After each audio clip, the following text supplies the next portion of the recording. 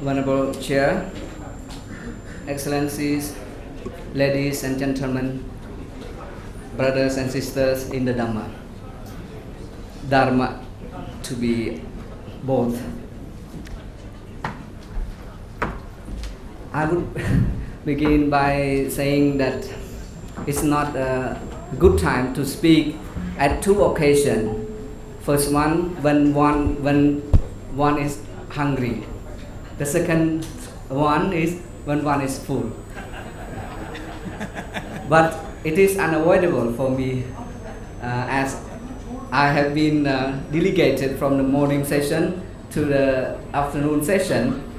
So this is Hobson's choice. It is very honored for me to stand here before the august assembly of learned audience and distinguished participants. We are really dwarfed by this morning brilliant presentation, speeches. So once you have listened to this morning speeches, there's no interest in the afternoon anymore. Because the core of this conference has been already revealed. So it's left to us to grope here and there to make something for the time.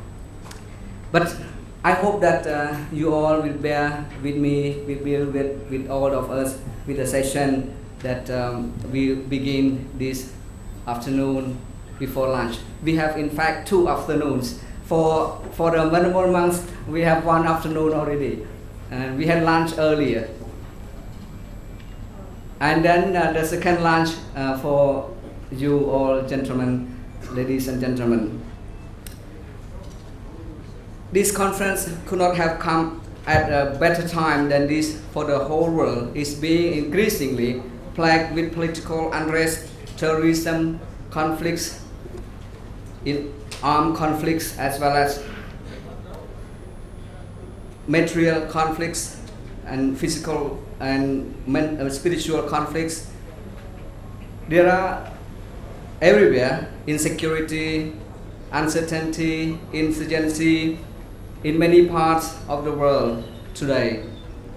In the meantime, politics in the modern time has been perceived by the general public as a game which some politicians play with dexterity to their personal gains or to the advantage of their groups, their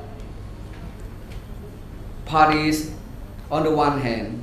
On the other hand, religions have been misused or hijacked by some fundamentalists, extremists to suit their personal ambitions and fanatic ideologies. As we have experienced, and now the world is happening today around the globe.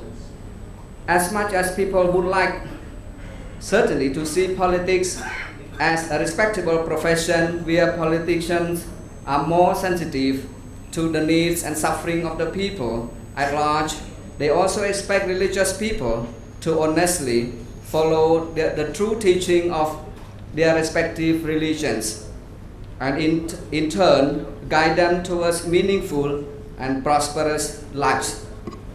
Therefore, it is high time that we as leaders, religious leaders in all fields, in all capacity, gathered here and try our best to look into this matter, into our true teaching of our both Buddhist and Hindu religions, and to dig out the essence so that we can make use of our noble religions to fulfill the objective to find ways and means out of all these social evils and upheavals. broadly speaking, conflicts are happening from the time immemorial, from the time when the human beings or from beings came into this world. When, according to the Buddhist teaching, when there is life, there's always suffering, there's always conflict. But the magnitude varies from time to time.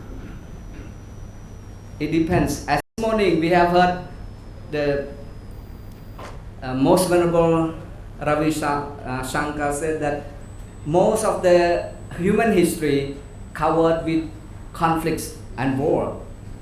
And we have around 230 years which were void of conflicts and war. So how short, how little we had as human race, human kind, to enjoy real peace.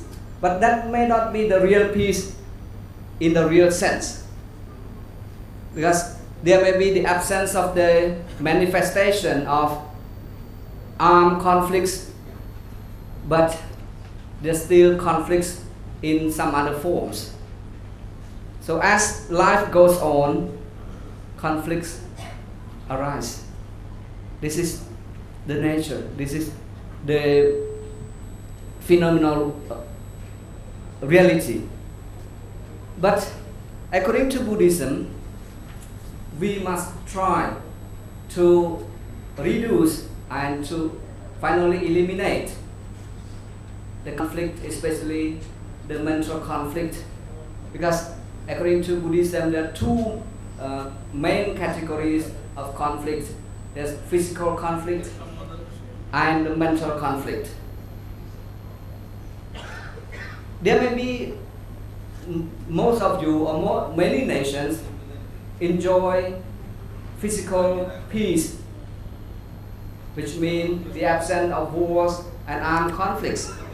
But no one and no nation can say that we don't have spiritual or mental conflict. None of us, none of any human being can deny that. But the most important thing, how we realize this conflict. This is the Buddha's way of diagnosing the reality.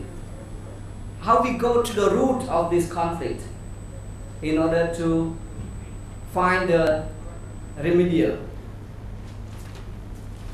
methods to reduce or to finally eliminate.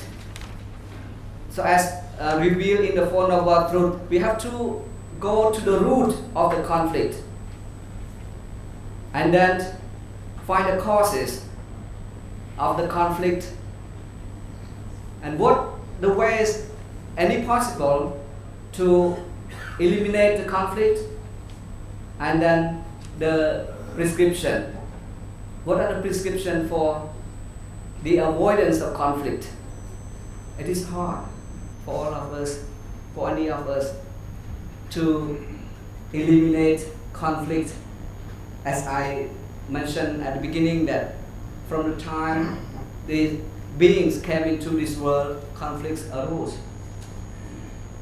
So to eliminate absolutely only the state which in Buddhism called Nibbana or Nirvana, which is the absence of any conflict whatsoever, because there's no conflicts in the spiritual sense, because one has already eliminated the root causes. According to Buddhism, the root causes of conflicts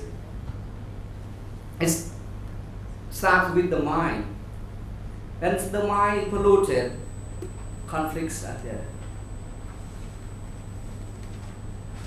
The Buddha says that from at the beginning, the mind was pure and crystallized and very light and radiant. But once we become the beings associated with the outside world, with the world, then one's mind becomes polluted, and then conflict starts. Conflict starts from there. Because once we see the world, we always feel that we have the desire. We want to have this and that. So 3 root causes are the most important in Buddhism. That you have the anger. At this morning, the Honorable Prime Minister spoke a very nice illustration that once the anger arose, that's it. That's the defeat. So anger, as long as one can prevent this anger, one is void of conflicts already. So be careful in your daily life not to allow angers to arise in yourself. I have been born already. This we have to go to the root of this and try to find out the way, the causes of this conflict. As you see now, which being the heir to these 2 great world religions, Buddhism and Hinduism, Buddhist countries, what we so-called Buddhist countries, Hindu predominant Buddhist countries should have enjoyed peace and avoid of conflicts based on our religious teachings. But we have not really enjoyed it. We must admit, we don't speak just good and beautiful things. In Buddhist country, we have suffered quite a lot. That it does not mean that the Buddhist teaching is bad, it's not applicable to the society. But why? Why we, as followers, as heir of these 2 great religions, have suffered? We have been, divided. We have been devastated. As what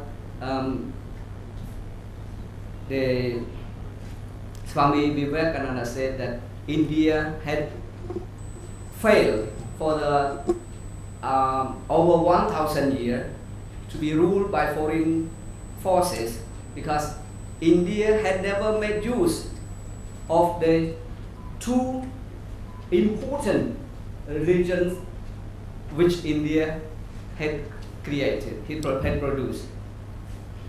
Because to him, Hinduism is like the physical body, which is the pillar, the strong of the person, the strength of the person. Then the Buddhism is represent the mental aspect, the compassion. So when these 2 stand together, a person is strong. So Swami Vivekananda said that India has failed because India has never made use of these 2 great religions as a combination to build their nation. And thank you so much for your kind attention.